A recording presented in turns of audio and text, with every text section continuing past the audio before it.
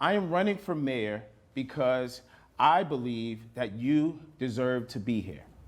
To the parent who is struggling between buying food or paying for rent because the rental assistance program is delayed, you deserve to be here.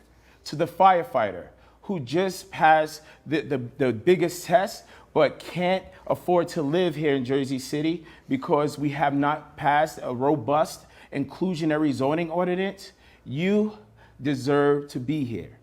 To the teacher who has spent a lot of his money on supplies for his classroom because our schools have been underfunded, you deserve to be here. As a son of Jersey City, I'm committed to ensuring that Jersey City becomes the place that our children are proud to inherit. Jersey City, you have an opportunity to elect a mayor who has your best interests at heart.